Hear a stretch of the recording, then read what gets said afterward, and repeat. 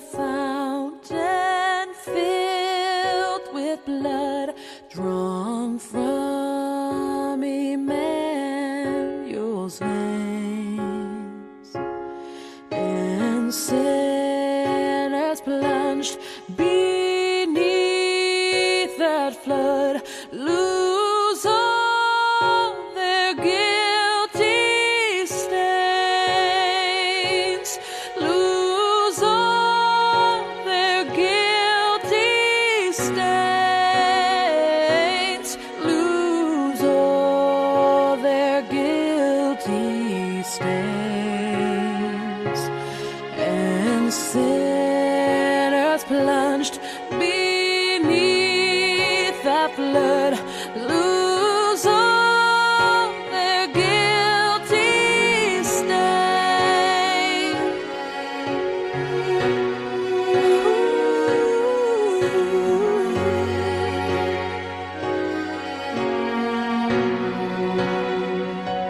The dying thief rejoiced to see that fountain in his day, and there may I, though vile as he, wash all my sins away,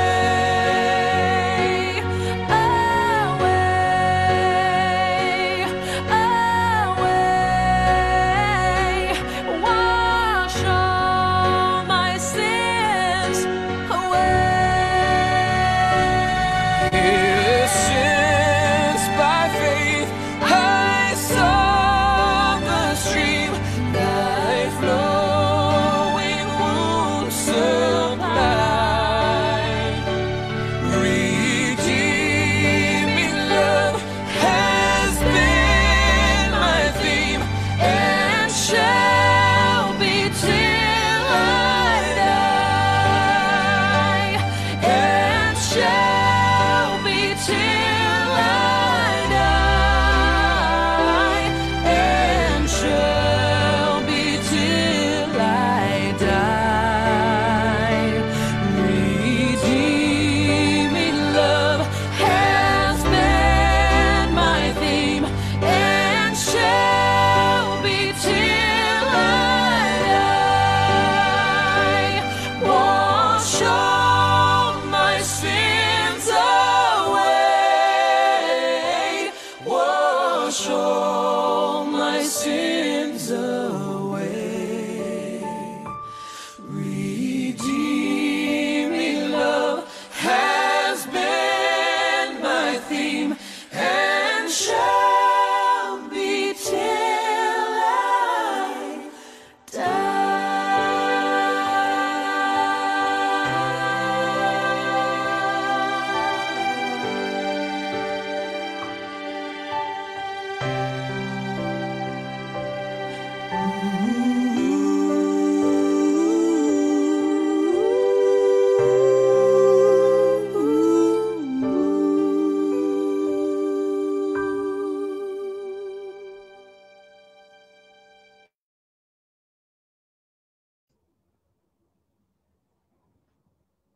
Maranatha, Tuhan Yesus segera datang. Saya Wanda Dumais kembali lagi bersama dengan Anda dalam program Sound Doctrine. Dan malam hari ini kita akan membahas kata-kata Yesus yang sulit.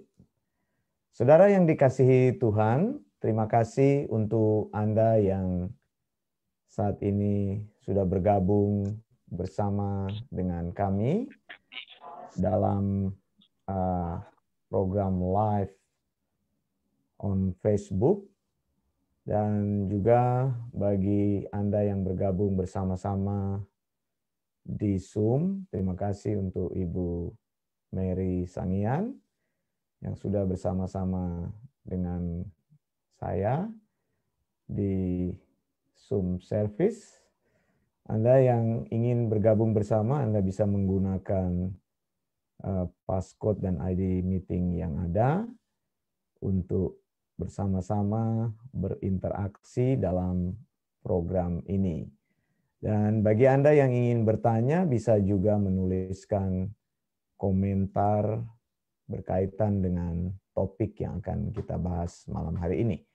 Baik, kita akan membahas mengenai kata-kata Yesus yang sulit, yaitu berkaitan di dalam Matius 5 ayat 31 sampai dengan ayat yang ke-32.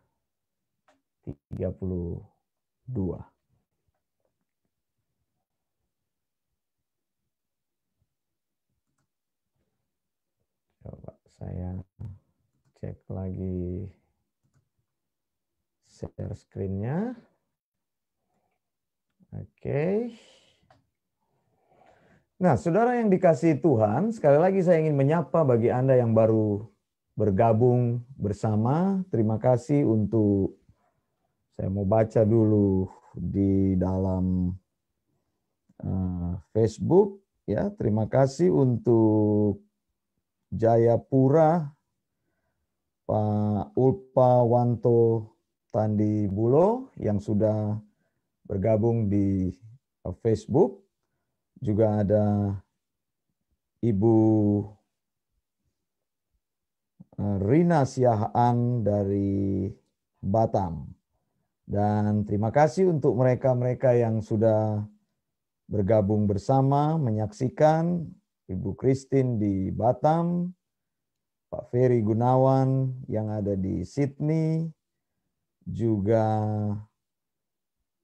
Pastor David Samuel di Surabaya, Pak Engels Mambu yang ada di Tondano. Terima kasih. Baik, kita akan bahas berkaitan dengan Matius 5 ayat 31 sampai dengan ayat yang ke-32. Firman Tuhan berkata, telah difirmankan juga, siapa yang menceraikan istrinya harus memberi surat cerai kepadanya. Ayat 32, tetapi aku berkata kepadamu, setiap orang yang menceraikan istrinya, kecuali karena zina, ia menjadikan istrinya berzina. Dan siapa yang kawin dengan perempuan yang diceraikan, ia berbuat zina. Saudara yang dikasihi Tuhan, dua ayat ini, Matius 5, 31 dan 32, merupakan ayat-ayat yang paling jelas berkaitan dengan pengajaran Yesus mengenai topik perceraian. Nah, ada beberapa ayat-ayat yang berkaitan atau hampir mirip dengan Matius 5 ayat 31 dan ayat 32, misalnya katakanlah di dalam Matius 19 ayat 3 sampai 9, ya. Kalau saudara melihat bagian-bagian ini, misalnya ayat 9, tetapi aku berkata kepadamu, ini Matius 19 ayat 9, barang siapa menceraikan istrinya kecuali karena zina lalu kawin dengan perempuan lain, ia berbuat zina.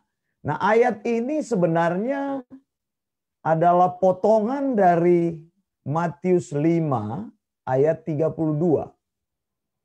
Jadi itu sebabnya waktu saudara baca ayat ini, kelihatan ada bagian-bagian yang terpotong di sana. Makanya tadi saya katakan Matius 5 ayat 32 merupakan ayat yang paling jelas bicara mengenai masalah perceraian. Nanti kita akan bahas ayat-ayat tersebut. Lalu juga di dalam Markus 10 Misalnya dikatakan di dalam ayat berapa ini? Ayat 11 dan ayat 12. Ya, saya besarkan. Markus pasal yang ke-10 ayat 11 dan ayat 12. Ini hampir sama dengan bagian di dalam Matius 19 ayat 9. Barang siapa menceraikan istrinya lalu kawin dengan perempuan lain, ia hidup dalam perzinahan terhadap istrinya itu. Dan jika si istri menceraikan suaminya dan kawin dengan laki-laki lain, ia berbuat zina. Nanti kita akan bandingkan ayat-ayat ini untuk mencari solusi terhadap pengajaran Yesus yang lain. Lalu ada Lukas 16 ayat 18. Setiap orang yang menceraikan istrinya lalu kawin dengan perempuan lain, ia berbuat zina. Dan barang siapa kawin dengan perempuan yang diceraikan suaminya, ia berbuat zina. Nah, kalau kita baca ayat-ayat ini, menimbulkan kebingungan di antara orang percaya. Sehingga ayat-ayat ini menjadi saling bertentangan satu sama lain. Dan banyak sekali orang akhirnya menafsirkan beberapa bagian yang akhirnya bentrok dengan bagian yang lain daripada pengajaran Yesus. Saya mau katakan kepada saudara, cara memahami Alkitab adalah setiap bagian firman Tuhan adalah harmonis satu sama lain. Jadi tidak boleh satu bagian ayat ditafsirkan lalu bertentangan dengan bagian-bagian yang lain.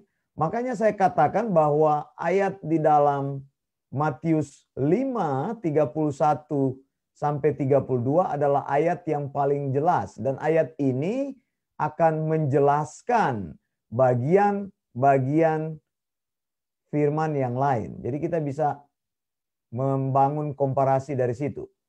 Nah, salah satu bagian yang perlu kita mengerti dari penafsiran Alkitab adalah apa yang disebut dengan sinedoce. Jadi sinedoce itu adalah satu bagian yang memaksudkan keseluruhan. Nah, maksudnya begini, Matius 5, 31, 32 itu adalah bagian keseluruhan dari pengajaran Yesus.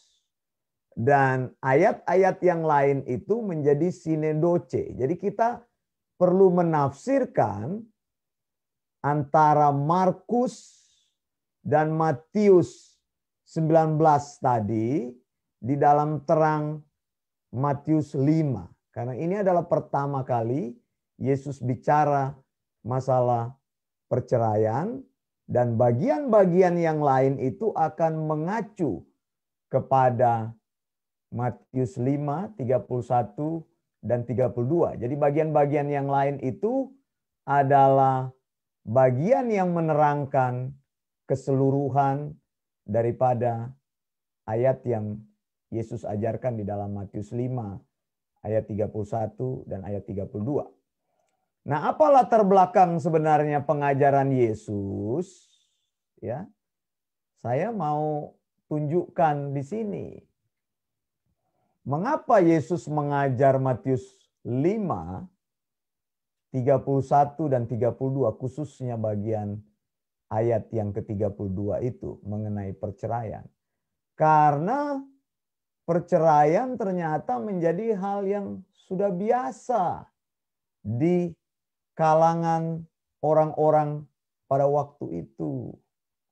Bukan lagi sesuatu yang tabu, bukan lagi sesuatu yang menjadi bahwa sebenarnya perceraian memang tidak pernah dikehendaki Allah. Ini yang harus kita pahami gitu ya. Jadi Yesus bukan mengajar tentang perceraian, bahwa perceraian itu boleh dalam pandangan Yesus. Ini yang mesti saya tegaskan ini ya. Jadi jangan salah memahami pengajaran ini, bukan berarti karena ada konsep Yesus mengajar perceraian bahwa Yesus memberikan permisif atau memberikan izin bagi perceraian, bukan. Justru karena perceraian itu bukan lagi menjadi satu hal yang dipandang satu aib, begitu, maka Yesus mengangkat persoalan ini dalam khotbah di bukit, begitu. Karena orang sudah terlalu biasa. Zaman sekarang juga kan sudah terlalu biasa perceraian tersebut. Maka ini ada konsep yang Yesus perlu angkat di permukaan supaya orang mengerti bahwa hal ini bukan sesuatu yang permisif, begitu. Sampai sini jelas ya saudara ya. Jadi manusia di zaman Yesus juga itu memandang perceraian itu biasa, begitu. Bukan lagi sebuah konteks yang bahwa perceraian itu tidak dikehendaki Allah. Tetapi ya mereka sudah terlalu biasa, makanya Tuhan mengajar konsep ini. Begitu. Lalu hal yang kedua di sini, orang-orang Farisi mengajarkan bahwa seorang suami itu atau pria itu punya hak untuk mengakhiri sebuah pernikahan. Begitu. Jadi pria itu adalah yang dominan di dalam keluarga. Orang Farisi justru mengajarkan Ulangan 24 ayat 1 sampai 4 yang sebenarnya ayat itu nanti kita lihat diberikan oleh Tuhan untuk melindungi hak-hak seorang perempuan dalam pernikahan. Tetapi justru Farisi mengajar bahwa suami punya hak untuk menceraikan istrinya. Nah, di zaman itu ada dua sekolah orang Farisi. Ya. Ini di sini saya tuliskan di sini. Yaitu sekolah Hillel dan sekolah Shammai. Jadi golongan-golongan Farisi ini ada dua golongan besar yang berpengaruh saat itu, yaitu Hillel dan Shammai. Ini orang-orang Hillel ini adalah orang-orang Farisi yang menduduki jabatan-jabatan penting di pemerintahan. Begitu. Jadi orang Farisi golongan tinggi lah begitu ya. Kemudian Shammai ini adalah golongan-golongan yang lebih rendah. Nah, Hillel ini adalah kelompok Farisi yang liberal. Begitu. Jadi mereka mengajarkan apa? Bahwa seorang istri itu bisa diceraikan oleh suaminya dengan alasan apapun. Misalnya tidak bisa masak, begitu. Kalau suami menikah dengan seorang istri, istrinya tidak bisa masak, suaminya bisa menceraikan dia. Itu pengajaran dari Hillel. Misalnya istrinya ini tidak becus mengurus keluarga, maka ada alasan seorang suami menceraikan istrinya. Itu pengajaran dari Hillel karena mereka ini liberal tadi saya katakan. Jadi suami bisa melakukan apapun terhadap istri. Jadi dibenarkan menceraikan istrinya dengan alasan apa saja. Tetapi Shammai ini yang lebih konservatif, sekolah Farisi Shammai, mereka berkata bahwa seorang suami tidak boleh menceraikan istrinya dengan alasan-alasan yang remeh-temeh tadi. Alasan yang paling valid untuk menceraikan seorang istri bagi suami adalah karena persinahan. Nah ini dia. Karena zina.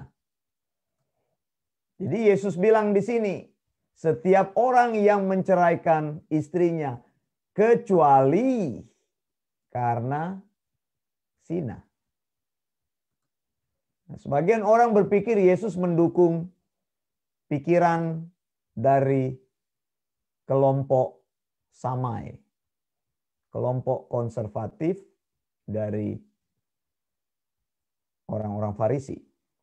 Lalu yang keempat, pada waktu itu ada kasus perselingkuhan dari anaknya Herodes Agung, yaitu namanya Herodes Antipas, yang berselingkuh dengan Herodias. Herodias ini istri dari saudara Antipas ini, saudara tirinya yang bernama Philip. Nah, mereka berdua masing-masing tidak setia kepada suami dan istrinya, lalu mereka akhirnya menikah. Tidak ada orang yang menegur Antipas dan Herodias ini. Anda masih ingat kasus ini? Akhirnya yang berani menegur adalah Yohanes Pembaptis. Jadi Farisi diam pada waktu itu, apalagi kelompok Hillel yang diberikan kenyamanan ekonomi, yang diberikan jabatan, yang mana berani mereka menegur. Kemudian Samai juga tidak berani menegur. Satu-satunya yang berani menegur Antipas dan Herodias adalah Yohanes Pembaptis. Tapi kita ingat di dalam Alkitab, teguran Yohanes Pembaptis kepada Antipas dan Herodias berakhir Yohanes Pembaptis akhirnya dibunuh. Begitu. Herodias dendam sekali karena dia ditegur oleh Yohanes Pembaptis.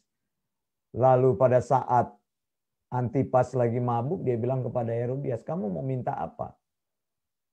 Dia bilang, "Saya mau minta kepala Yohanes Pembaptis." Dan saat itu juga Antipas memerintahkan orang untuk membawa kepala Yohanes Pembaptis. Pada waktu itu terjadi kegaduhan. Murid-murid Tuhan, murid-murid Yohanes Pembaptis akhirnya mereka ketakutan pada waktu itu karena terjadi pembunuhan. Yohanes Pembaptis ini merupakan orang yang berpengaruh pada saat itu, memberitakan tentang kebenaran, tapi akhirnya dia meninggal di tangan penguasa karena kasus ini. Nah, inilah latar belakang mengapa pengajaran Yesus muncul, gitu ya.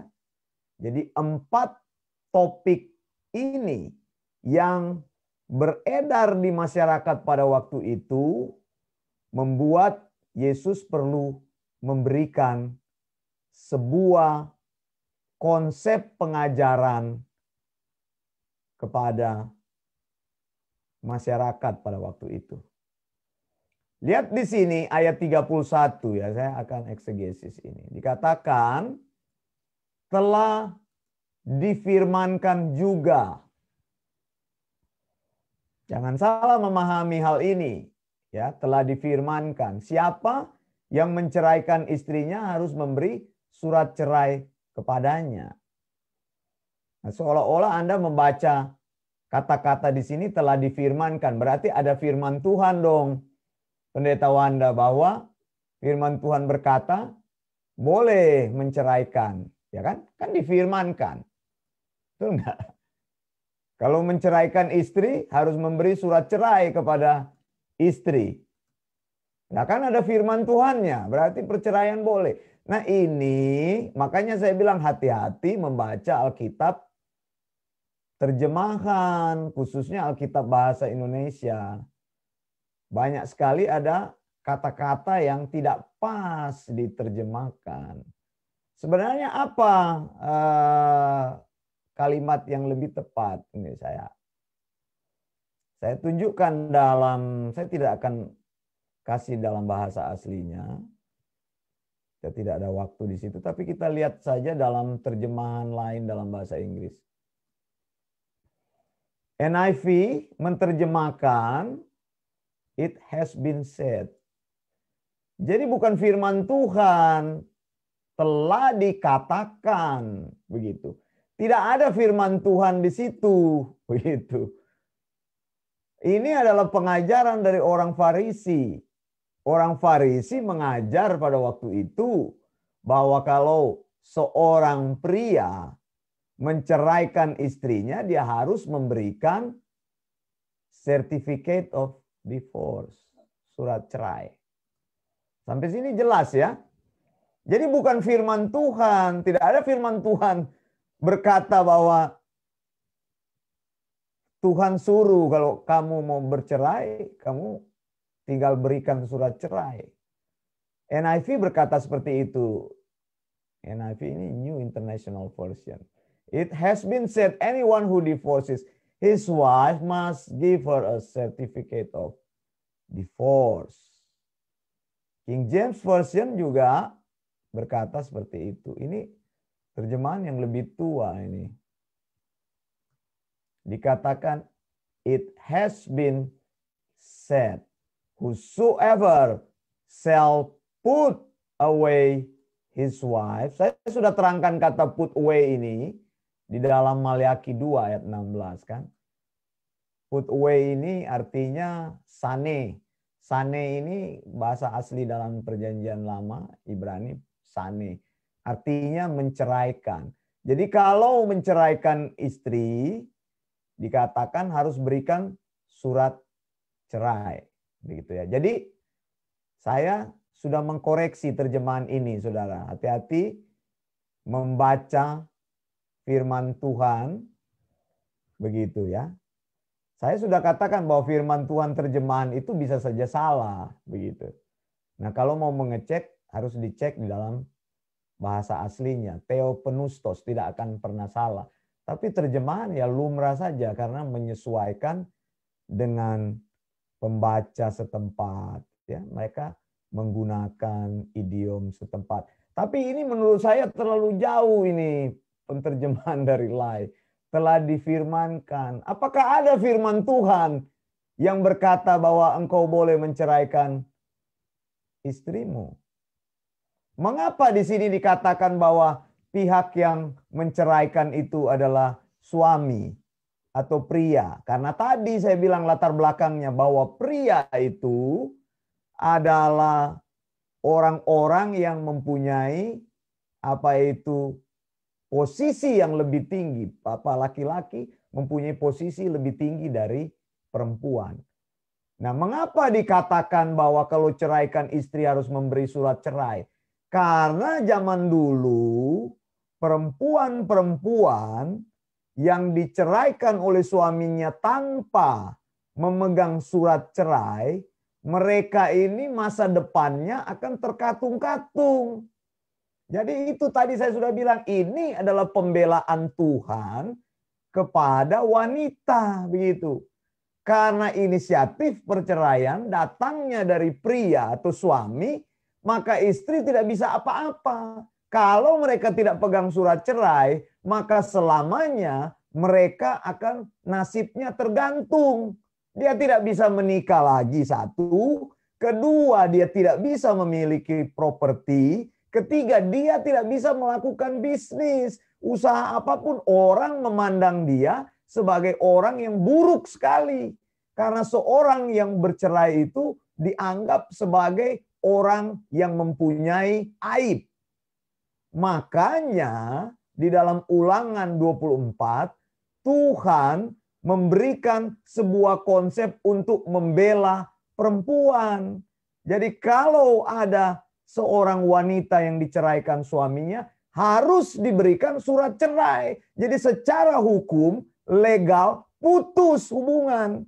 Nah kalau sudah putus hubungan apa? Dia bisa menikah kembali. Itu. Jadi sampai demikian bisa mengerti ya mengapa ada latar belakang kata-kata ini. Tapi ini bukan firman Tuhan loh. Bukan difirmankan bahwa Tuhan bilang siapa yang menceraikan, tidak. Tapi ini adalah konsep yang berkembang pada waktu itu. Musa mengatakan kepada orang-orang Israel bahwa ini untuk melindungi wanita-wanita, begitu.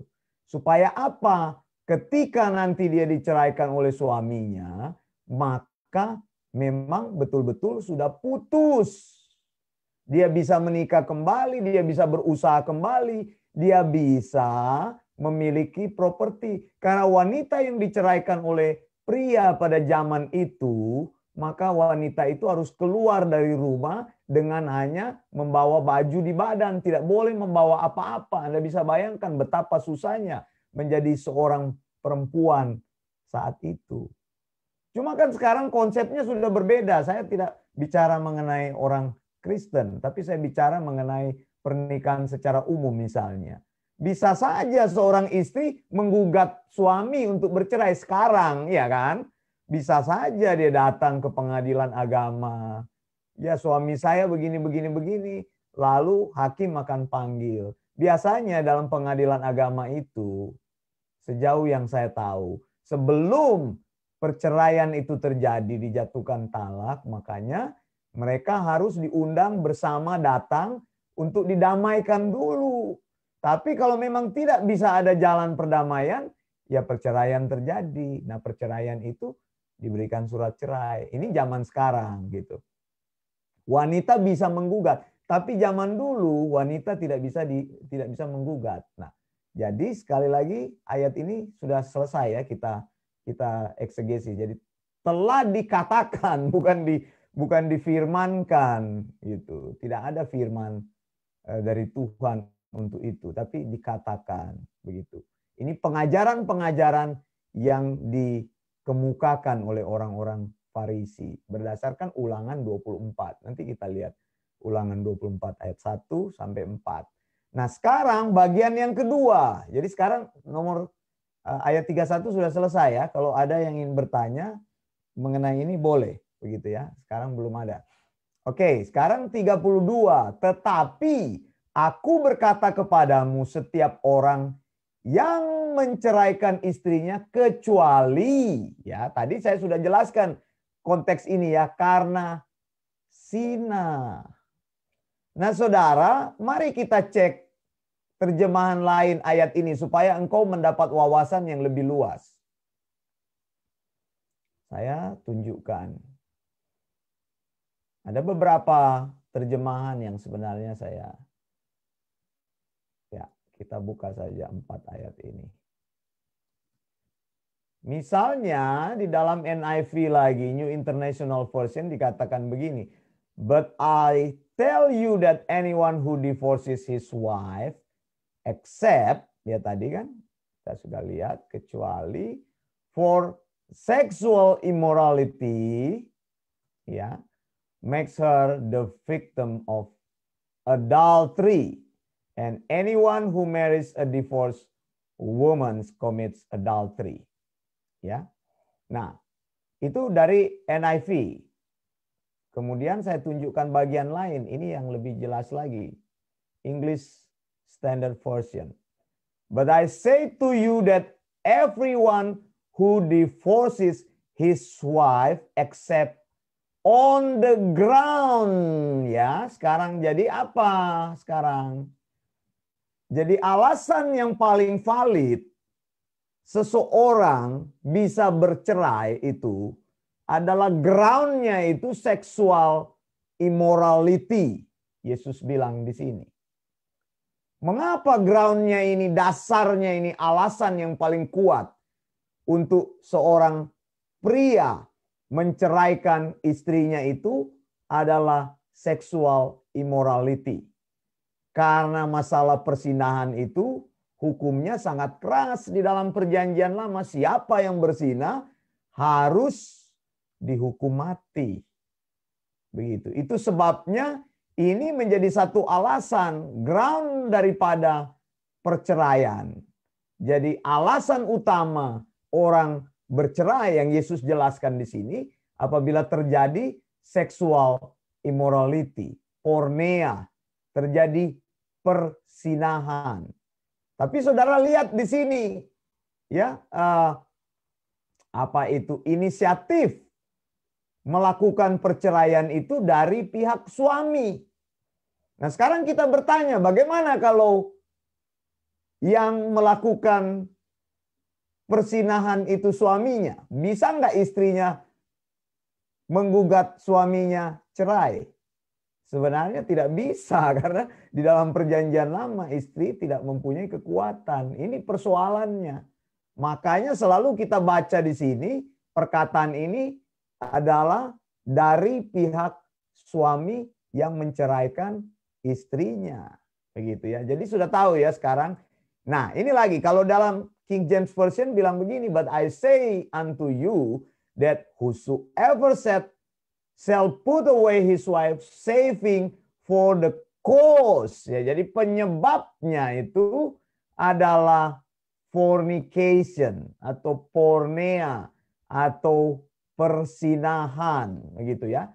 Nah, sekarang kita mendapat wawasan yang lebih jelas bahwa ground atau alasan perceraian itu adalah persinahan. Nah, ini sekarang saya tunjukkan ayatnya di dalam Imamat 20 ayat 10.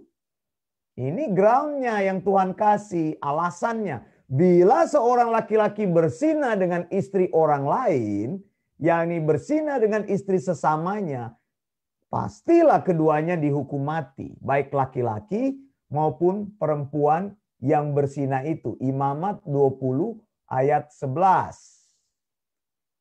1 Korintus 6 ayat 16 di Perjanjian Baru. Atau tidak tahukah kamu bahwa siapa yang mengikatkan dirinya pada perempuan cabul menjadi satu tubuh dengan dia. Sebab demikianlah kata nas, keduanya akan menjadi satu daging. Nah, kalau kita lihat dalam Kejadian 2 ayat 24, saya tunjukkan. Ini prinsip pertama mengenai pernikahan ini. Saya sudah bicara mengenai kata satu daging ini dari kata ekat ya dalam bahasa aslinya. Sebab itu seorang laki-laki akan meninggalkan ayah dan ibunya dan bersatu dengan istrinya, keduanya sehingga keduanya menjadi satu daging, ekat. Ekat itu adalah persatuan dari dua unsur. Ini juga dipakai dalam kata Tritunggal, ekat. Jadi satu dari beberapa begitu. Ya karena Allah kita itu kita menemukan pribadi Bapa, Putra, Roh Kudus ya tiga. Itu kalau ada pribadi lain tidak disebutkan tiga, tapi ya pribadinya cuma tiga. Nah di sini kata ekat itu adalah satu dari dua. Jadi dari laki-laki dan perempuan. Nah mereka disatukan, mereka menjadi satu daging. Nah kapan satu daging itu putus hubungannya? Alkitab katakan apabila salah satu melakukan persinahan. Mengapa? Karena orang yang berzina dengan orang lain, dia menjadi satu tubuh dengan orang itu, otomatis ekatnya itu putus. Begitu kan? Di sini Alkitab jelaskan, siapa yang mengikatkan dirinya pada perempuan cabul, siapa saja ini, bukan perempuan saja, laki-laki bisa. Artinya maksudnya siapa yang mengikatkan dirinya pada laki-laki cabul? Maksudnya ini dua sisi firman ini. Kepada perempuan atau kepada pria. Maka orang itu menjadi satu tubuh dengan dia. Jadi kalau Anda sudah menikah, lalu Anda melakukan persinahan, Anda menjadi satu tubuh dengan orang itu. Tanpa alasan pengadilan pun sebenarnya sudah putus sebenarnya hubungannya. Sudah terjadi perceraian. Sampai di sini mengerti nggak? Jelas ya. Alkitab katakan mereka menjadi satu daging itu, sexual intercourse, ya kan? Karena mereka satu daging itu menikah, mereka melakukan hubungan seksual, menjadi satu daging, itu maksudnya satu daging. Jadi mereka bukan lagi dua, tetapi satu, disebut dengan ekat di situ. Nah, apabila sudah ekat, kemudian orang ini juga tertarik kepada orang lain, ya dengan alasan-alasan tertentu, ya saya tidak bisa jelaskan alasan ini. Macam-macam orang kan punya alasan apa itu, tertarik pada lawan jenis di luar pernikahannya, ya bisa jadi karena tiap hari ketemu di kantor, ya bisa jadi karena cinta lama bersemi kembali, bisa jadi karena di Facebook kirim-kiriman message, ya bisa jadi karena di Facebook saling itu ngeledek, aduh kamu cantik sekali ini akhirnya keterusan begitu. Ini berbagai alasan. Saya tidak akan menyebutkan alasan-alasan tersebut, tapi kemudian terjadilah mereka akhirnya berzina begitu. Nah, putus ekatnya dengan pasangannya, begitu. Ya, karena orang itu sudah menjadi satu daging, hubungan pernikahan dengan istrinya atau suaminya menjadi putus. Alkitab katakan apabila sudah putus begini, maka sebenarnya tidak perlu lagi hukum yang lain secara spiritual, secara hubungan rohani sudah terputus begitu. Jadi tinggal tunggu aja surat cerai yang kemudian datang. Cuma saya tidak terlalu akan mengejar ke situ. Kalau Anda masih bisa mengampuni pasangan Anda, ya jalan terus saja begitu. Tapi kalau sudah tidak bisa berubah, itu ya, maka apa yang dikatakan Tuhan Yesus terjadi. Apabila pasangannya tidak berubah, maka ya sudah terputus tadi, maka perceraian itu adalah jalan satu-satunya. Jadi ground atau alasan yang paling utama ya, jadi the main ground gitu, itu alasan utamanya itu, primary groundnya itu adalah untuk divorce itu adalah sexual immorality.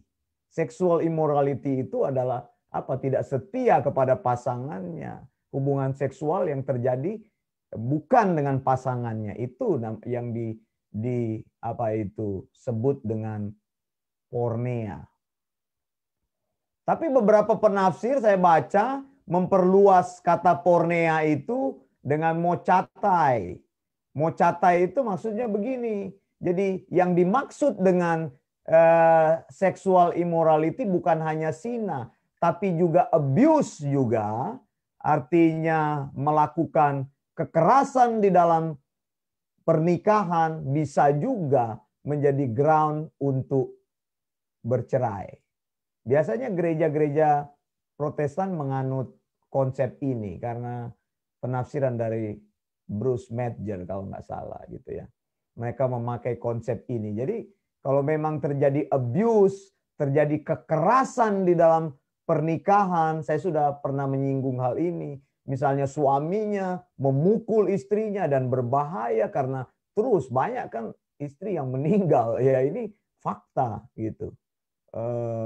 Banyak perempuan-perempuan yang bukannya dia dikasih oleh suaminya, tapi dia akhirnya mati di tangan suaminya. Ya bukan saja orang-orang yang tidak bertobat, ya orang-orang yang mengaku sudah Kristen juga terjadi seperti itu. Saya banyak mengurusi kasus-kasus seperti itu. Begitu. Jadi ya kita kan nggak tahu pernikahan orang, tidak tahu rumah tangga orang begitu. Tapi pada waktu dia datang dalam konseling ternyata munculnya seperti itu. Kekerasan seksual di dalam pernikahan bisa terjadi, kekerasan fisik itu bisa terjadi dan terus-menerus terjadi. Makanya ini menjadi satu ground juga, satu alasan. Nah, kenapa Yesus bicara seperti ini? Sekarang kita coba tekankan ayat ini. Tetapi aku berkata kepadamu, setiap orang yang menceraikan istrinya kecuali karena zina. Jadi pertama groundnya adalah perceraian itu terjadi oleh karena masalah persinahan. Tapi kalau tidak ada persinahan di situ, tidak ada alasan apapun karena suaminya ini mungkin tertarik kepada lawan jenis atau dia ingin menikah dengan orang yang lebih muda atau berbagai alasan lain dia ingin menceraikan istrinya, maka dia ceraikan istrinya padahal istrinya tidak berzina. Makanya Yesus katakan di sini, ia menjadikan istrinya itu berzina. Sampai di sini kira-kira jelas ya. Maksud saya sampai sini jelas ya maksudnya ya.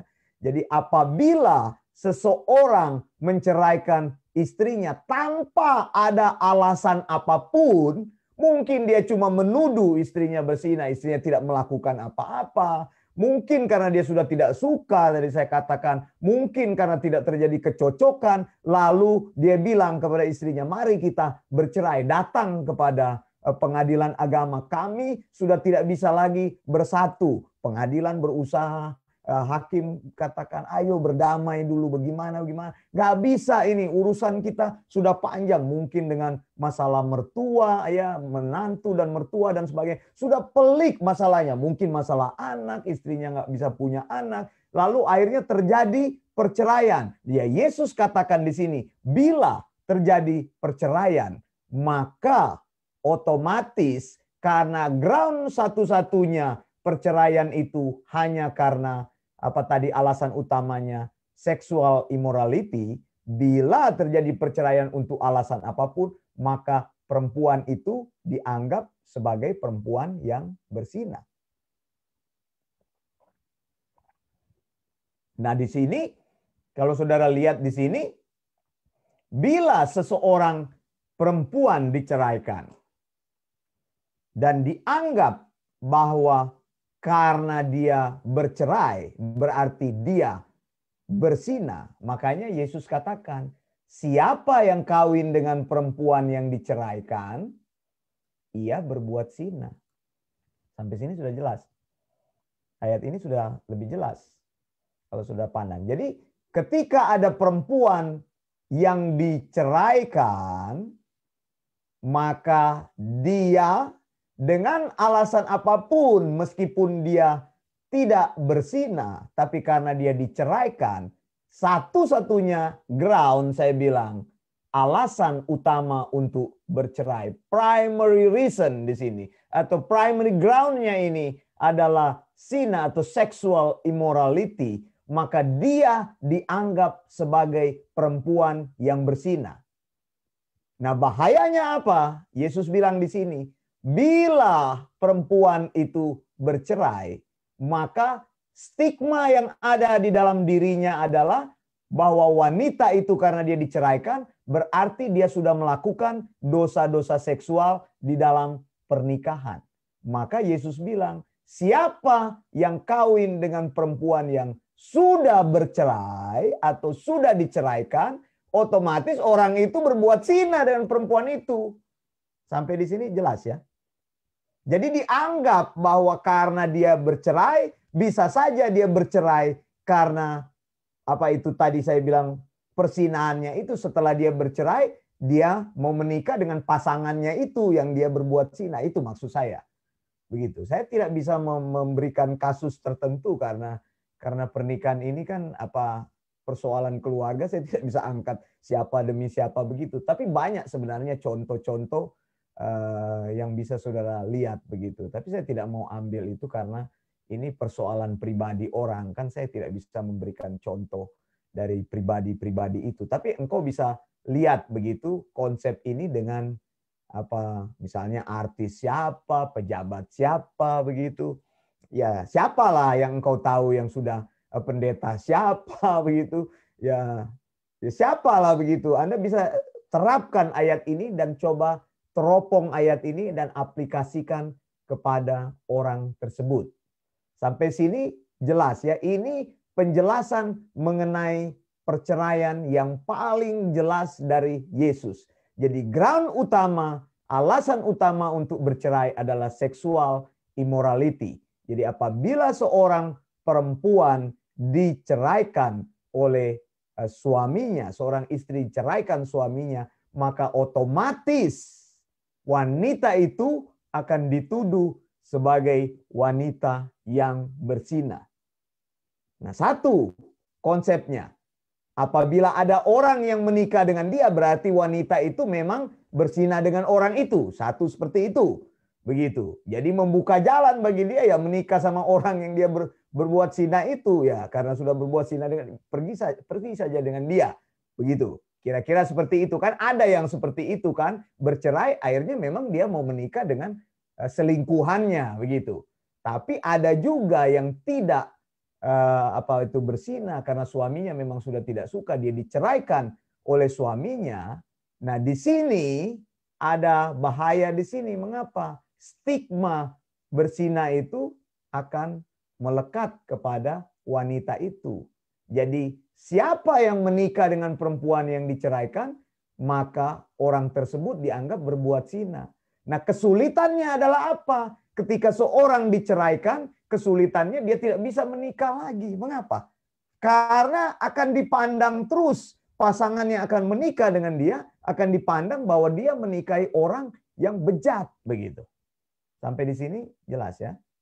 Kemudian kita beralih kepada ayat-ayat lain yang saya bilang tadi, sinedoche, ya, ayat-ayat yang sebenarnya potongan-potongan dari Matius 5 ayat 32 ini. Misalnya kita masuk di dalam, nah ini Matius 19.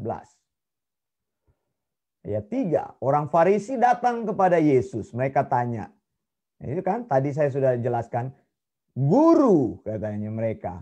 Atau apakah mereka bertanya, apakah diperbolehkan orang menceraikan istrinya dengan alasan apa saja? Gitu kan? Ini mereka mau mencoba Yesus dalam konsep pernikahan dan perceraian. Boleh nggak kita sebagai suami atau laki-laki menceraikan istri dengan alasan apapun? Kemudian Yesus menjawab konsep yang tadi saya bilang, Kejadian 2 ayat 24. Tidakkah kamu baca bahwa Ia menciptakan manusia sejak semula, menjadikan mereka laki-laki dan perempuan?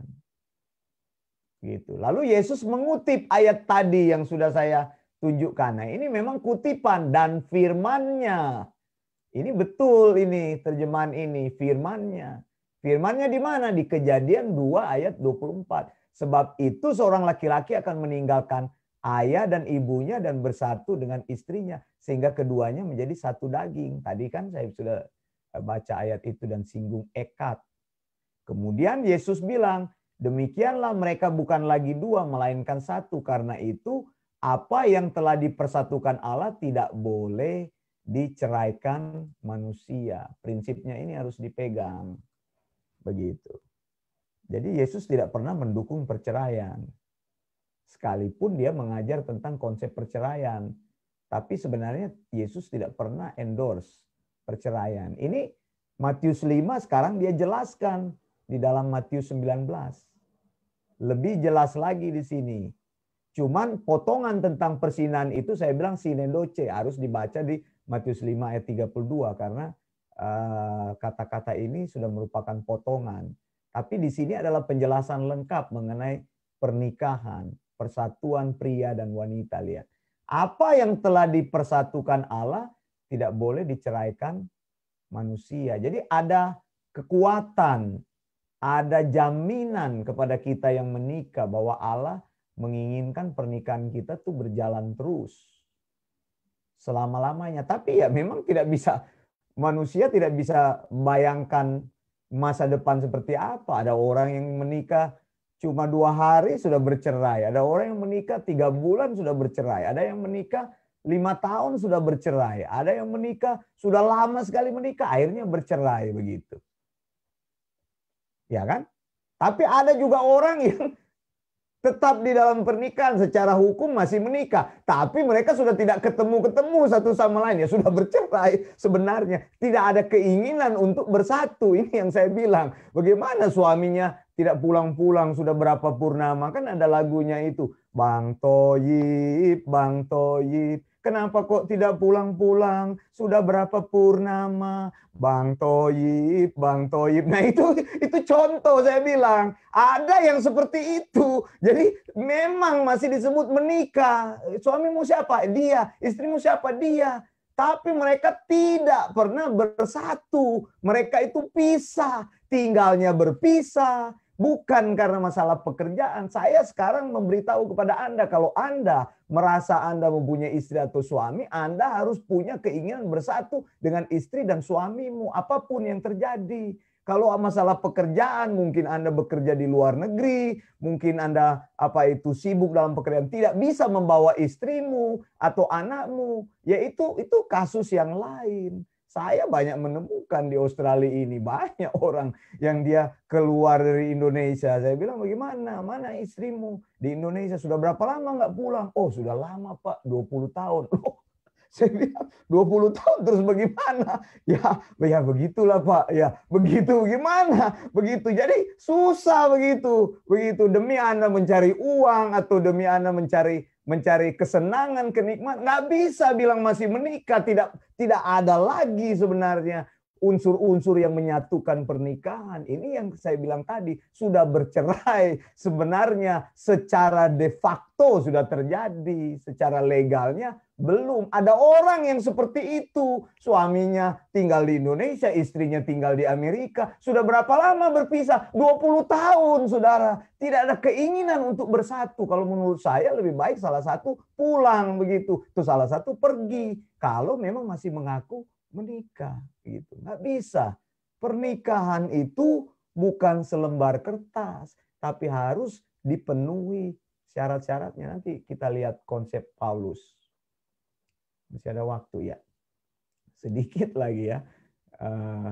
Kemudian lalu mereka bilang, apa sebabnya Musa memerintahkan? Lihat, Musa yang memerintahkan memberi surat cerai. Jadi bukan firman Tuhan. Jadi yang Matius 5 ayat 31 itu kalau bisa jangan dipahami sebagai firman Tuhan ya. Memang itu salah terjemahan dari Lai itu.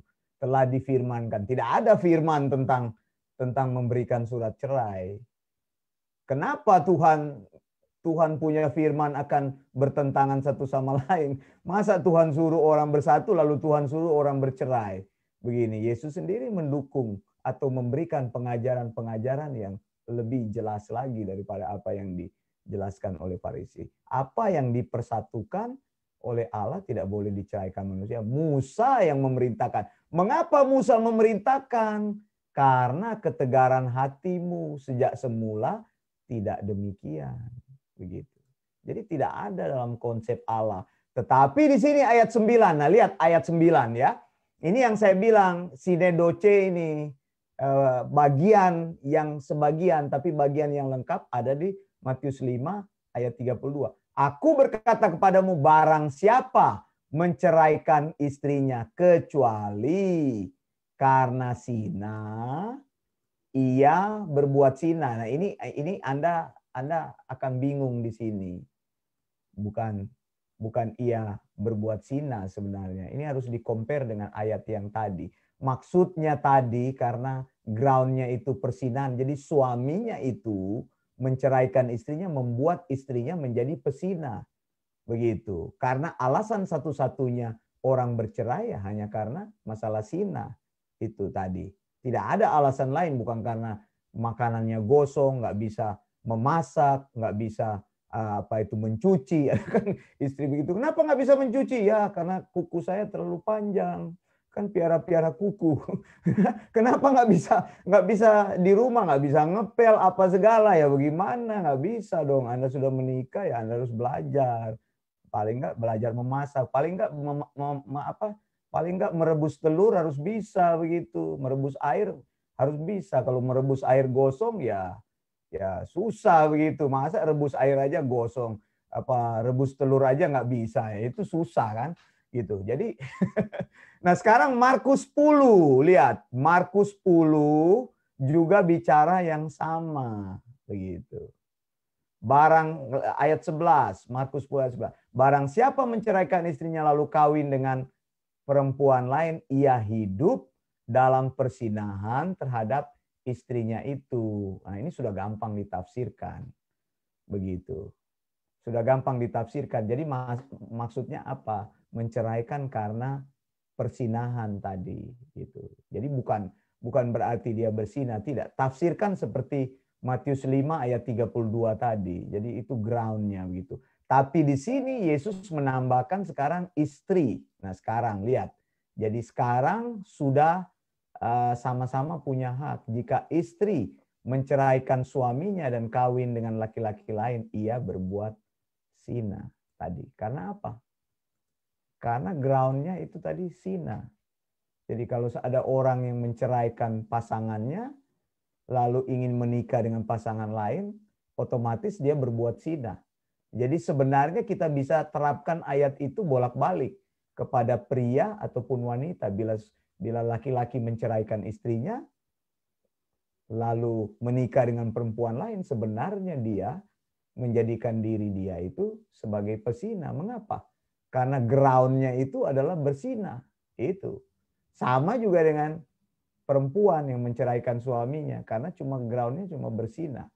Begitu. Sama Lukas 16 ayat 18. Setiap orang yang menceraikan istrinya lalu kawin dengan perempuan lain, ia berbuat zina. Nah ini kan diulangi lagi. Dan barang siapa kawin dengan perempuan yang diceraikan suaminya, ia berbuat zina. Jadi memang Yesus membuat masalah perceraian ini menjadi sulit. Begitu. Kalau sudah terjadi perceraian, Yesus memberikan pintu yang lebih sulit lagi. Mengapa? Kalau tidak dibuat sulit, orang yang bercerai satu kali bisa bercerai kedua kali, lalu menikah kedua kali, lalu bercerai lagi ketiga kali, menikah ketiga kali. Dan itu kan banyak terjadi. Orang menikah sampai 3 kali, 4 kali, 5 kali. Ya suka-sukanya dia begitu. Nah ini nggak bisa di dalam orang yang mengikut Tuhan, yang tunduk kepada kebenaran Tuhan. Tuhan Yesus membuat konsep perceraian itu menjadi sulit. Kalau kamu mau bercerai, maka alasan utama bercerai itu adalah zina. Nah, kalau kamu menikah dengan orang lain, maka kamu dianggap berzina. Nah, itu. Bisa mengerti maksudnya? Dan sekarang apabila istri menceraikan suaminya, lalu menikah dengan orang lain karena groundnya adalah perzinahan, dia dianggap berzina. Maka orang yang menikah dengan perempuan yang diceraikan, dia berbuat zina. Nah, ini.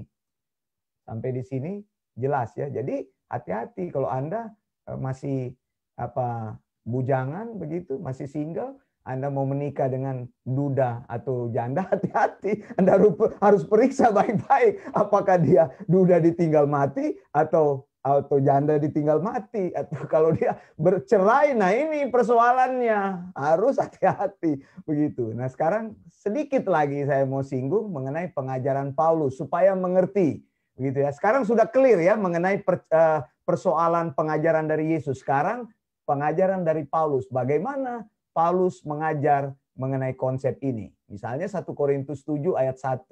Paulus bilang adalah baik bagi laki-laki kalau ia tidak kawin. Ini jangan salah pahami ini. Ini pada waktu itu Paulus berpikir Tuhan Yesus akan segera datang. Jadi menurut dia lebih baik nggak usah kawin lah. Lebih baik single aja. Tapi Paulus jelaskan lagi, ini saya akan bahas satu-satu ayat ini. Tetapi mengingat bahaya percabulan, lihat ya saudara. Percabulan ini bahaya sekali saudara. Banyak sekali pernikahan yang gugur oleh karena percabulan. Nggak tahan begitu dengan masalah seksual. Ini bahaya sekali nih masalah seksual. Harus hati-hati. Jadi Paulus bicara di sini. Jadi karena ada bahaya percabulan, laki-laki harus punya istri sendiri, perempuan harus punya suami sendiri. Jangan laki-laki punya istri orang lain, jangan perempuan punya istri orang lain begitu. Jadi punya sendiri-sendiri. Kalau punya satu kan ya cukup satu. Itu Paulus bicara. Jadi percabulan karena tadi Yesus sudah menyinggung sexual immorality. Kemudian, nah ini tadi saya bilang, hendaklah suami memenuhi kewajiban terhadap istrinya. Ini bicara mengenai sexual intercourse ini. Bicara mengenai kewajiban-kewajiban seksual. Paulus langsung bicara suami kepada istrinya, istri kepada suaminya, istri tidak berkuasa atas tubuhnya sendiri, suami tidak berkuasa atas tubuhnya sendiri. Jadi ini berkaitan dengan bahaya percabulan. Makanya tadi saya bilang, kalau ada pasangan-pasangan yang berpikir mereka masih menikah, tapi mereka sudah tidak pernah melakukan hubungan seksual. Ya kalau sudah 20 tahun tidak pernah sama-sama lagi, ya hubungan seksualnya sama siapa? Berarti kan ini kan ada pertanyaan besar di sini, pertanyaan yang harus direnungkan begitu. Masa 20 tahun tidak berhubungan seksual? Paulus sendiri katakan, kecuali karena persetujuan bersama, ada urusan bersama, misalnya bekerja yang jauh, begitu, misalnya ada suaminya dikirim tugas belajar untuk sementara waktu atau untuk apa kaitannya dengan ibadah begitu. Dan dia bilang sesudah itu harus hidup sama-sama lagi. Nah saudara bisa bayangkan tadi yang saya bilang Bang Toyib itu 1 purnama aja, 1 bulan aja. Bukan 1 purnama itu maksudnya 1 tahun begitu ya.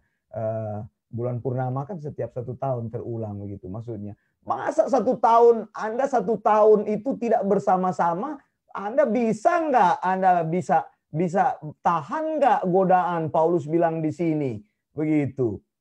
Anda tidak 1 bulan aja tidak sama-sama, susah. Masa 2 bulan, masa 3 bulan, masa 1 tahun, masa ada yang 20 tahun, masa ada yang 30 tahun tidak pernah bersama-sama. Bagaimana itu saudara? Itu ini persoalannya. Paulus bilang hal ini kukatakan sebagai apa?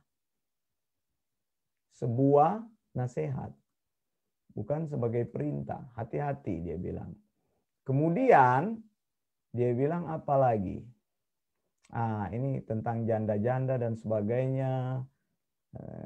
Nah, sekarang saya mau masuk pada masalah perceraian yang Paulus singgung.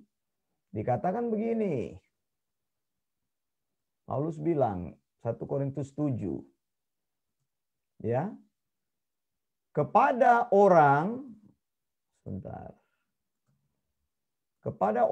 yang telah kawin, ya, Tuhan perintahkan supaya istri tidak boleh menceraikan suaminya. Konsep Paulus sama seperti yang dikatakan oleh Yesus. Jadi Paulus juga tidak mendukung perceraian. Tetapi ada kondisi-kondisi tertentu. Lihat, jikalau ia bercerai, ia harus tetap hidup tanpa suami. Begitu. Mengapa? Karena tadi yang saya bilang tadi. Yang pengajaran Yesus tadi. Mengapa? Karena Yesus sudah menutup pintu itu erat-erat begitu. Kalau engkau bercerai, engkau dianggap berzina. Jadi kalau engkau menikah dengan orang lain, maka engkau berzina dengan orang lain. Orang itu juga berzina dengan engkau. Jadi kalau bercerai, engkau harus hidup sendiri katanya. Nah, mampu nggak hidup sendiri? Begitu. Lalu kepada orang-orang lain, nah ini berkaitan dengan Paulus juga menunjukkan kalau ada yang menikah dengan orang yang tidak beriman, orang itu mau hidup dengan engkau, jangan ceraikan. Begitu. Jangan ceraikan. Tetapi kalau orang itu yang tidak beriman itu ingin bercerai, biar saja, dia bilang begitu. Lihat. Paulus mengajar seperti ini. Kamu tidak terikat. Tapi intinya Paulus bilang kita harus selalu mengusahakan damai sejahtera. Apapun itu berdamai lebih baik begitu. Dia bilang. Jadi kalau ini bicara mengenai orang-orang yang dulunya menikah sebelum ikut Tuhan, lalu dia bertobat. Salah satu pasangan bertobat, pasangannya yang lain belum bertobat. Begitu. Ini bicara itu maksud saya bukan engkau semau-maunya karena engkau sudah bertobat lalu menikah dengan orang yang tidak beriman lalu karena engkau melihat ada celah supaya boleh bercerai. Bukan itu ya. Ini pengajaran Paulus ketika orang sudah menikah, lalu mereka masuk dalam pertobatan. Pada waktu menikah belum bertobat. Kemudian dengar firman, dia percaya firman Tuhan. Salah satu sudah percaya, salah satunya tidak. Nah, kalau memang mereka masih mau meneruskan pernikahan itu, terus. Tapi kalau orang yang tidak beriman ini memandang, aduh kita tidak bisa disatukan ini, iman kita ini sudah berbeda. Makanya boleh terjadi perceraian. Tapi kalau engkau menikah di dalam Tuhan, ya sudah menikah di dalam gereja, berarti dua-duanya dianggap sudah beriman kan. Jadi tidak boleh memakai alasan ini. Begitu. Nah sekarang ayat 16, lihat. Bahwa dalam kasus-kasus tertentu, misalnya engkau bisa menyelamatkan pasanganmu bila dia belum percaya Tuhan. Engkau bisa membawa dia kepada Tuhan. Kalau engkau belum pernah mencoba, tentu engkau tidak tahu. Makanya di sini Paulus bilang bahwa bisa saja dalam pernikahanmu Allah mengubah orang tersebut menjadi orang percaya karena imanmu. Meskipun dalam pernikahan itu engkau berbeda iman. Begitu ya. Oke, baik. Sekarang ada saya mau lihat pertanyaan dari Pastor David di Surabaya. Hubungan suami istri itu seperti Kristus dan jemaat. Betul. Jika menurut 1 Korintus 6 ayat 16 dimungkinkan untuk bercerai. 1 Korintus 6 ayat 16 sebenarnya tidak memberitahukan tentang perceraian, tidak. Tapi kalau salah satu melanggar janji pernikahan, dia melakukan persinahan dan dia memutus hubungan satu daging, maka sudah terjadi pemutusan hubungan. Dan ini bukan saja 1 Korintus 6 ayat 16, Pastor David. Saya sudah jelaskan tadi, orang juga yang tinggal terpisah tadi, gitu ya. Tinggal terpisah, lalu ya sudah tidak terjadi pernikahan begitu, maka ya sebenarnya sudah berpisah gitu. Kalau kita melihat Efesus, apakah dimungkinkan jika jemaat itu bersinar rohani? Maka Kristus menceraikan jemaatnya. Ini lain lagi ini soalnya, ini bersinar rohani. Begitu. Bersinar rohani memang pernah terjadi di zaman Israel. Tapi sekarang ini ya sulit melihat persinahan rohani. Kalau orang sudah percaya, sudah lahir baru diselamatkan oleh Tuhan, saya tidak yakin dia akan bersinar rohani. Kalau dosa-dosa yang biasa masih bisa diampuni, Kristus akan ampuni. Kristus bilang, setiap orang yang datang kepadaku, ia tidak akan kubuang. Dan orang yang datang kepadaku, ia ditarik oleh Bapa. Jadi tidak akan pernah terjadi perceraian. Begitu.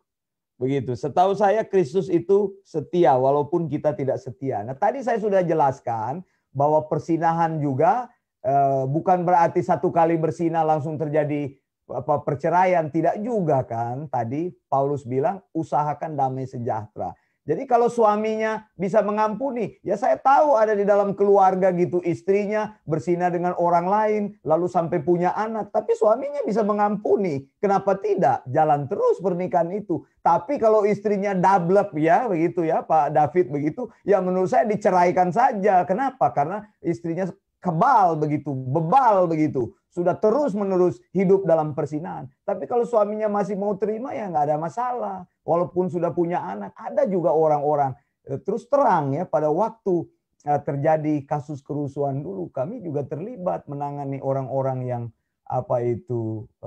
mengalami perkosaan, sexual abuse.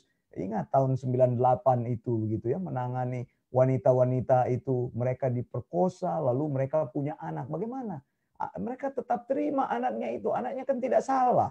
Begitu. Ini contoh yang saya mau bilang bagaimana mengusahakan damai sejahtera begitu. Baik. Tidak ada lagi yang bertanya dari studio. Ibu Mary Sangian, ada yang mau ditanyakan? Silakan kalau mau ditanyakan bisa dibuka. Mungkin ada pertanyaan yang mengganjal atau sesuatu yang ini, Bu Mary? Ada? Dibuka dulu. Mikrofonnya dibuka. Mikrofonnya dibuka. Ya, bagaimana? Bagaimana Bu Mary? Silakan.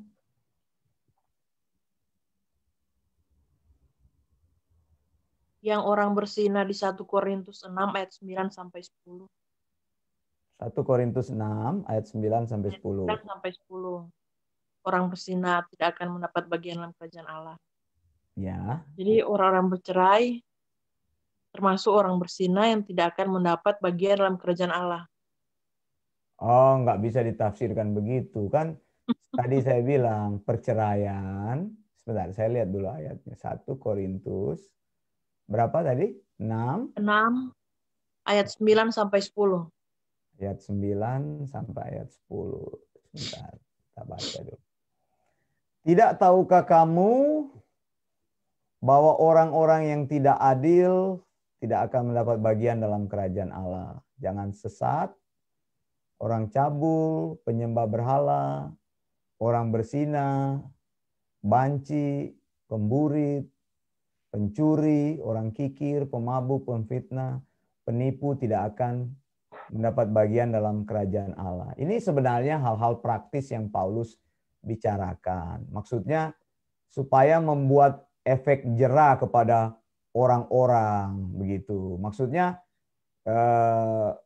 misalnya orang orang pemabuk ya, dia belum bertobat kan ya. Kalau orang yang belum bertobat begitu ya tidak akan mendapat bagian dalam kerajaan Allah. Tapi Paulus di sini sedang mengajar orang-orang percaya yang sudah percaya, tapi mereka itu masih berada di dalam kesesatan begitu, Bu Mary. Jadi masih berbuat cabul. Kan banyak orang percaya yang masih begitu.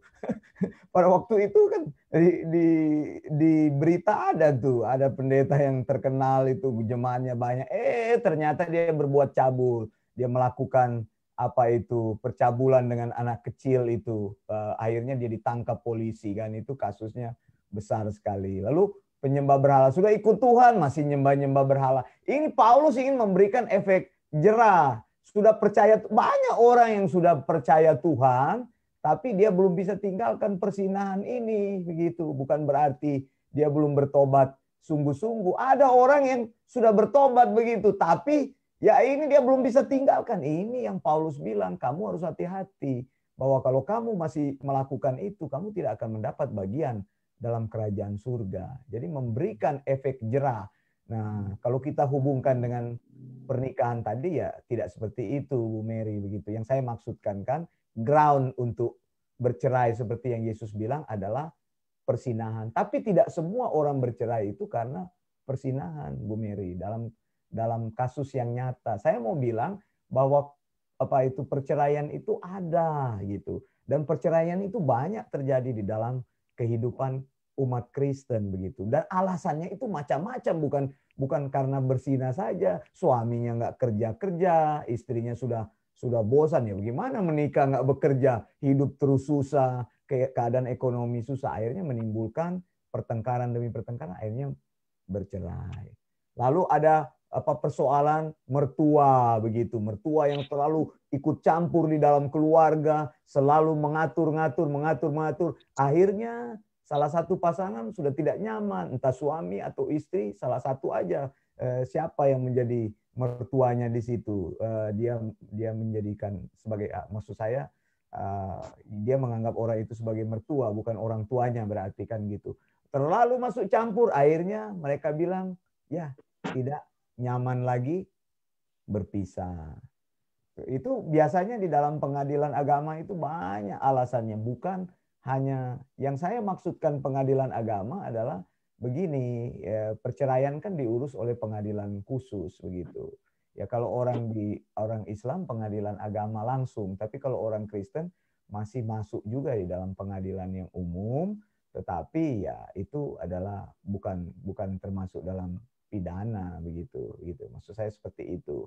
Kalau orang Islam itu ya langsung panggil, dia punya apa itu pengadilan agama, langsung jatuhkan talak. Tapi ke orang-orang yang lain selain orang Muslim kan pengadilan yang biasa begitu. Nanti di sana diurus begitu. Tapi sebelum terjadi perceraian biasanya hakim akan bertanya dulu, bagaimana, sudah siap kalian?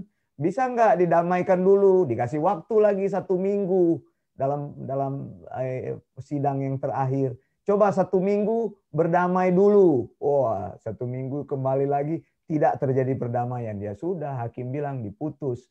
Itu lalu diurus hak-haknya, ya ini anak ikut siapa, lalu hartanya dibagi dan sebagainya. Ada juga yang menikah karena persoalan harta. Begitu. Karena mungkin ya banyak hal. Jadi bukan karena masalah persinahan saja. Yang tadi Yesus maksudkan masalah persinahan itu adalah konsep yang dibangun di Perjanjian Lama. Dan itu dia terangkan, akhirnya itu diaplikasikan. Jadi kalau kamu bercerai, kamu dianggap sebagai orang yang berzina. Maksudnya begitu, Bu Mary. Jadi tapi bukan berzina dalam bentuk yang real. Kalau kamu berzina, maka orang lain takut mau menikah dengan kamu. Walaupun sudah kantongi surat cerai ini, gitu Yesus bilang. Mengapa? Karena kalau menikah dengan dia, dianggap berzina, gitu. Bisa jelas ya?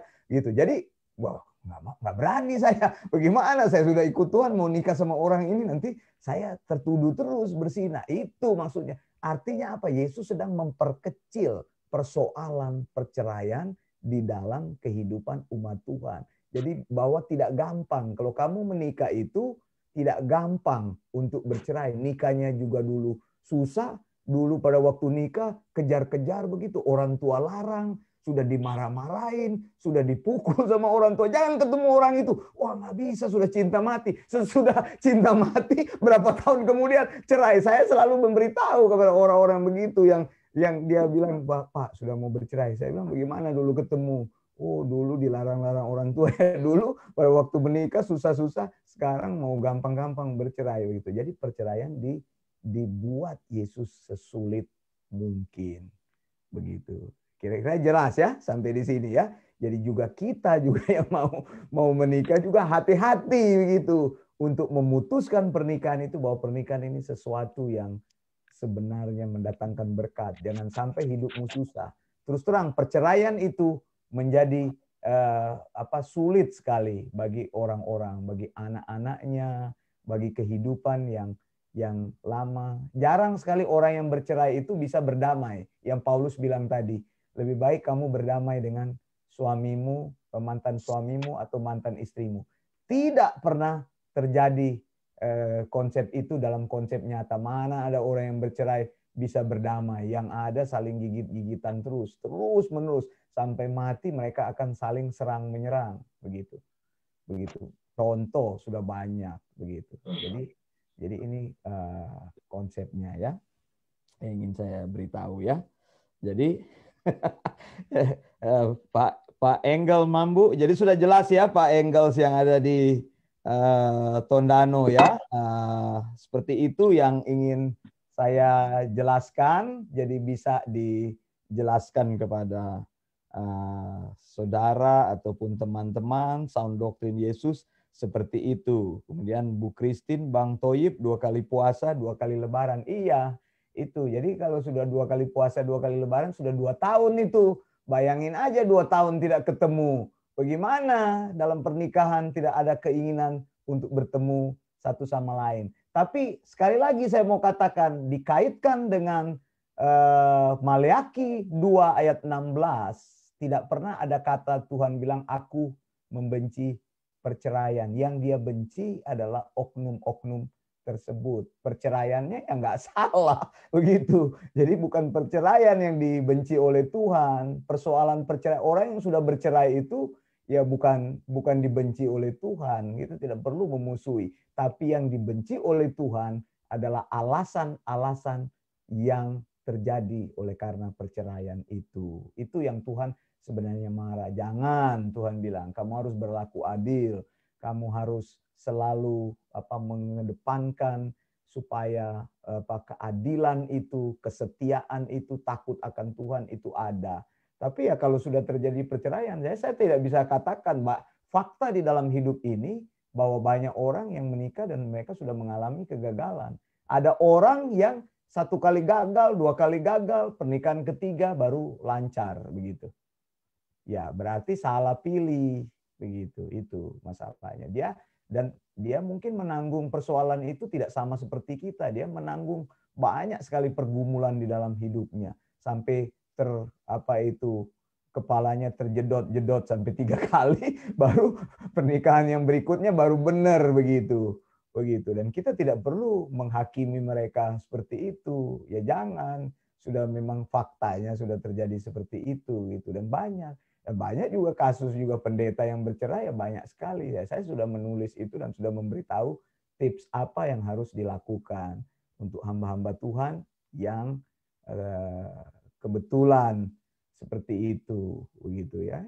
Namanya di dalam hidup kita tidak tahu hal-hal yang terjadi. Yang perlu kita lakukan adalah jangan melihat ke belakang, melihat ke depan dan berpegang teguh kepada sound doctrine. Kalau kita berpegang teguh kepada kebenaran Tuhan yang hakiki, maka kita akan berjalan menghidupi kebenaran itu dengan kekuatan dari Roh Kudus, dan kita selalu kita berkata, Yesus, aku mengasihi engkau, berarti Yesus bilang, lakukanlah segala perintahku. Ajaran yang benar selalu menghasilkan praktek beriman yang benar.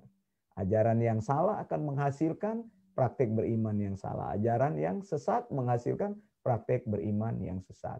Kalau Anda pernah gagal, jangan takut. Tuhan akan menolongmu. Mulai sekarang, rubah kegagalan itu. Datang kepada Tuhan dengan sungguh-sungguh untuk berubah, untuk memulai yang baru, untuk berjalan di dalam jalan Tuhan. Tapi jangan jadikan terus itu sudah keenakan begitu. Ada orang yang seperti itu, sudah keenakan, bilang mau bertobat.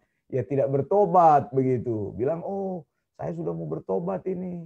Saya sudah mau bertobat. Mana pertobatannya? Tunjukkan pertobatanmu di dalam praktek berimanmu. Begitu.